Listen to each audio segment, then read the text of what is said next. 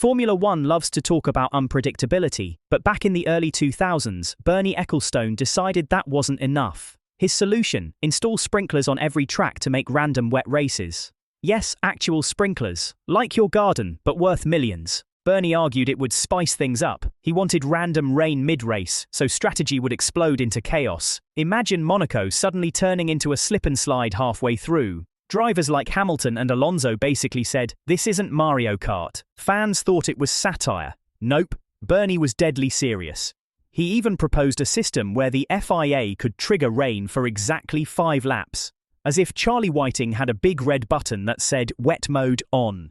The idea obviously died in the boardroom, but just picture it. Commentators screaming as artificial rain floods turn 1, mechanics running for wet tyres, and Max Verstappen asking if he's still in the same race.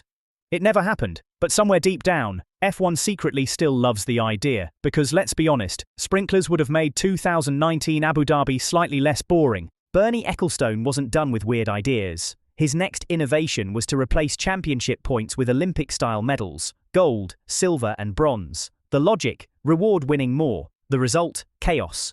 Under this system, whoever had the most wins at season's end would be champion. Simple, right? Except it would have completely rewritten F1 history. In 2008, Lewis Hamilton won the title by 1 point. But under Bernie's medal system, Felipe Massa would have been champion. The backlash was immediate. Teams hated it, statisticians fainted, and fans realized half the title battles of the 2000s would have ended early. Imagine a world where Schumacher locked the title by mid-season every year and the last 6 races were just vibes. Even the FIA quietly admitted the math didn't make sense. But Bernie wouldn't drop it. He insisted it would encourage drivers to race for wins. Yeah, because nothing motivates racers more than deleting 70 years of points tables. It never passed. The FIA shelved it quietly, probably next to the sprinkler proposal in the Department of Terrible Ideas. At some point, someone in F1 management looked at the grid and said, "What if we flipped it?" Reverse grid races were seriously considered multiple times, including as recently as 2020.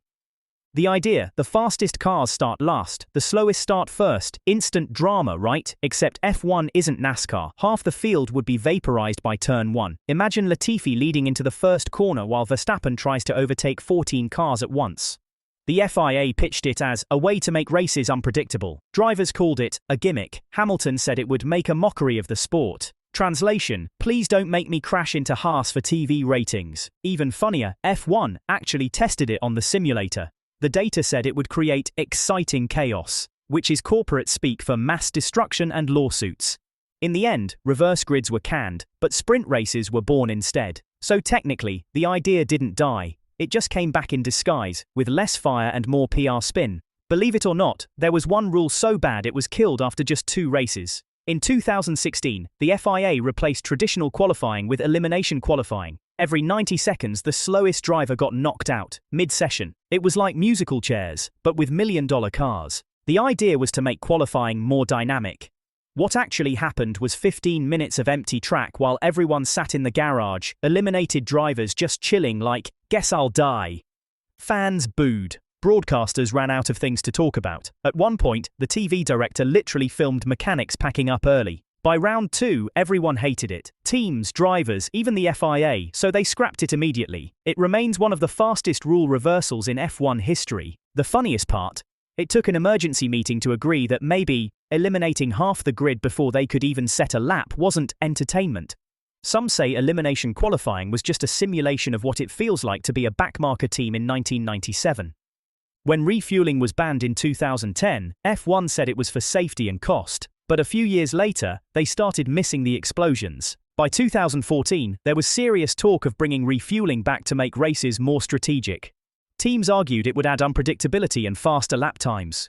The FIA said, "Great, more pit lane fires." Fans were split. Some loved the idea. Others remembered Felipe Massa dragging an entire fuel hose out of the pit lane like a medieval flail. Even drivers weren't sold. Fernando Alonso warned, "We'll end up setting half the grid on fire again." The proposal made it all the way to the strategy group in 2015, but thankfully, sanity prevailed. The FIA realized it would cost millions, add 0 overtaking, and risk turning pit stops into barbecue events again, so they killed it. Refueling stayed dead. Mechanics everywhere breathed a sigh of relief, and probably toasted the decision with non-flammable champagne. One of the strangest proposals in F1 history came from a simple question: how do we stop Mercedes from winning everything? The FIA's answer: add weight to the winning cars. Yes, success ballast. It's used in touring cars. Win a race, and next time your car carries an extra few kilos of metal as punishment for being too good. In F1, that would have meant Lewis Hamilton showing up to the next Grand Prix with a small anvil in his cockpit. The idea made it to a 2018 discussion meeting. Teams laughed it out of the room.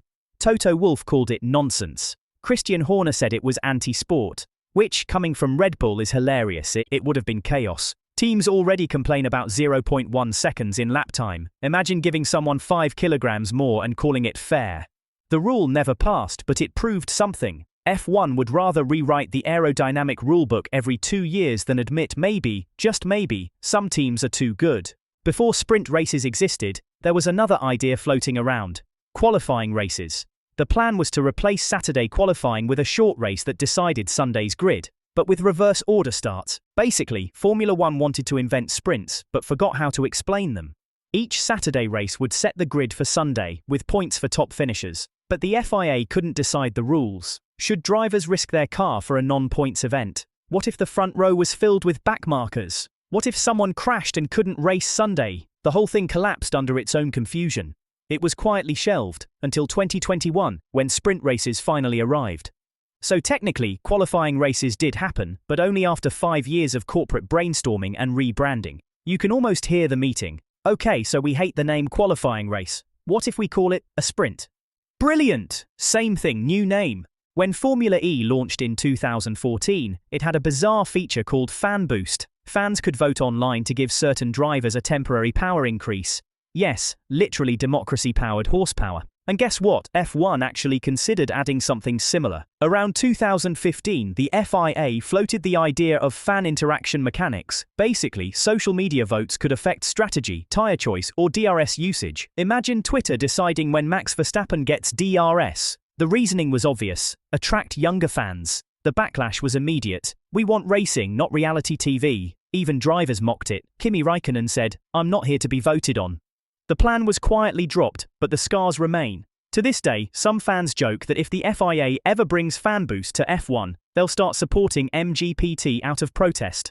Formula One dodged a bullet there, because the last thing we need is a world championship decided by who has more Instagram followers. Somewhere in 2013, the FIA tried to solve a problem that didn't exist: too many predictable qualifying sessions. Their solution: random tyre allocations. The concept was that every driver would get a different combination of compounds for qualifying, some softs, some hards, maybe even one unlucky soul, with full wets on a sunny day. Teams pointed out that this would be, scientifically speaking, stupid. The FIA argued it would mix up the grid. Engineers argued it would mix up the laws of physics. It never got beyond proposal stage, but just imagine Sebastian Vettel doing Q3 laps on hards while his teammates on softs because the tyre gods rolled bad RNG. It would have turned qualifying into a casino. In the end, they just tweaked the tyre rules instead, which, to be fair, still confuses everyone. Here's one from the "Please tell me this isn't real" folder. When DRS, drag reduction system, first came in, someone at the FIA suggested that drivers should vote on DRS zones before the race weekend.